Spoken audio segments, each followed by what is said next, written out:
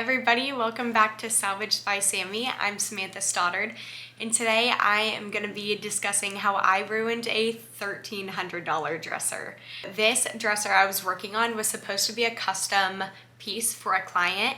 It was going to be $1,300 and I ruined it. So luckily I have some of the best clients. They're super understanding that furniture doesn't always cooperate, so we kind of just scrapped this piece, set it to the side temporarily, and we found her a new piece. I was trying to make it look like this dresser that we just redid for her as well. So they were going to be two matching dressers going in two different houses of hers, but she still wanted that same style.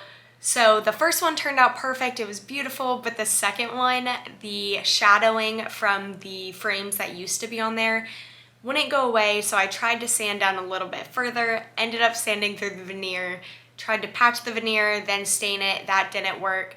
So after kind of exhausting all options, we ended up just putting it to the side, trying to find a new piece. So today I am going to be coming back to that piece, completely refinishing it, and showing you how I made zero profit off of it because I'm going to end up donating it. Before we get started, I would love if you guys could hit the subscribe button along with the notification bell so you never miss a new video.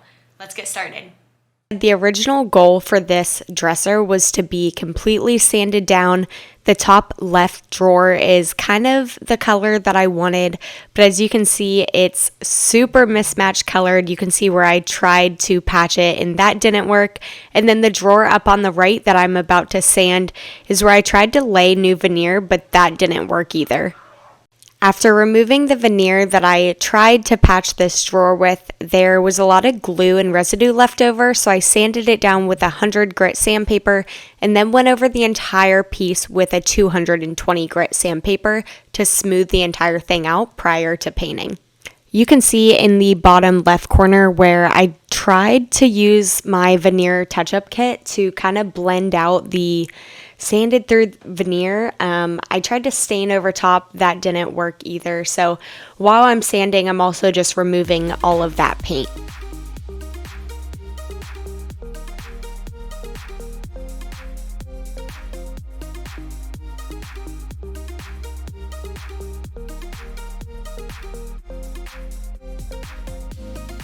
After sanding, I like to run a tack cloth, it's like sticky cheesecloth, over the entire piece, and it's going to remove any dust and debris, little particles left over from sanding prior to paint. Once you get your piece outside or wherever you're going to paint, just like you clean the outside typically prior to painting, you always want to pull out all the drawers and vacuum out the inside. As you can see, there's a whole lot of dust, there's a whole lot of debris and just junk. I think I found about 15 paper clips in there. So you just want to clean it out. That way the person that you're giving this piece to next doesn't pull out a drawer and just find a whole bunch of stuff in there. Lastly, one more time right before we paint, we're going to wipe off the entire piece again with a tack cloth. We're now going to move on to painting, and I love using my paint sprayer because especially for pieces like this that have a lot of detail, it gets into the detail so well, and it also saves you so much time from hand painting. A lot of the videos that I myself and other refinishers post on social media like Instagram or TikTok, they're always sped up, so you can't really see the actual speed. I just sped it up right there, but prior to that was the actual speed that I'm spraying. When you're spraying, you want to hold your sprayer about 6 to 8 inches away. Don't move your wrist, but move your entire arm and go from top to bottom or side to side. That way you get a nice even coat across the entire piece.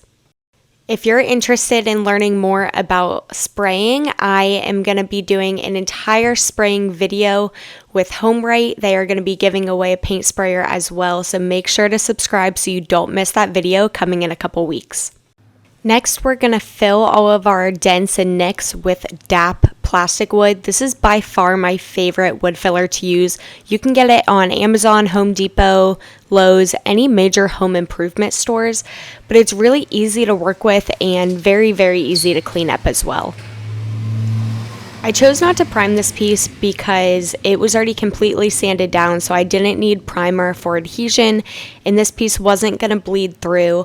So I went ahead and just sprayed one coat and then went back over with the wood filler after.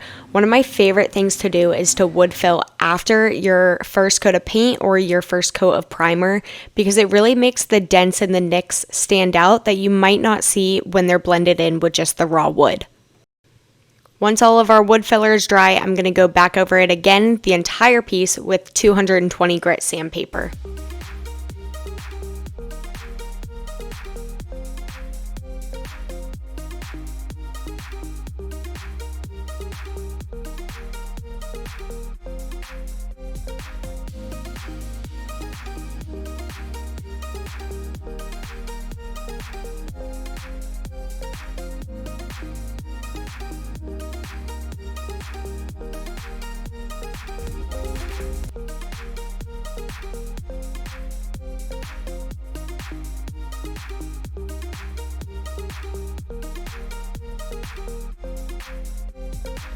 This is always the hardest part of every flip. My driveway is on a hill and it almost rolls down every single time. I'm sure my neighbors think I'm bonkers.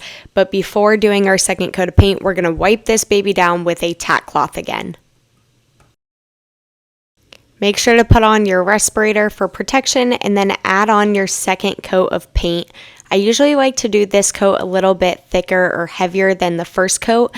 And then for a third coat, I'll just touch up spots that I missed.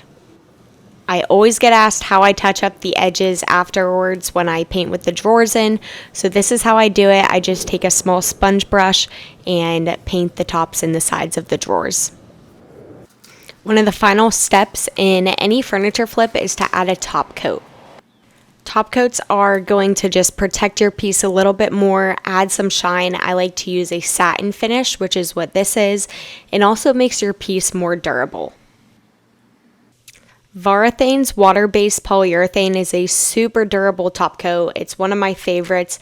It also doesn't yellow when you use it on white colors like oil-based paints will. So this is a really good just all-around top coat.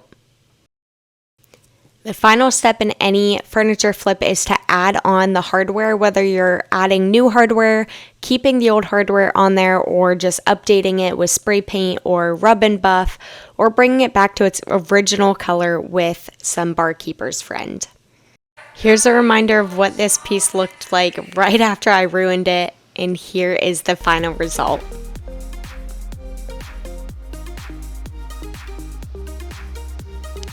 Alright guys, thank you so much for watching that video. I hope it shows you guys that even when you have been refinishing furniture for a while now, things still go wrong. It's okay. I had to set that piece to the side for like 3 weeks because I was just so frustrated with it.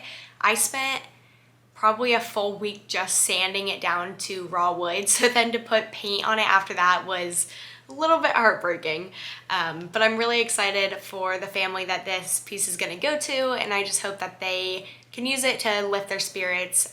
It's going to a family in need, so they will now have a new beautiful dresser that they can store some clothes in. Again, I would be so appreciative if you guys could hit the subscribe button. I will see you next week for another video.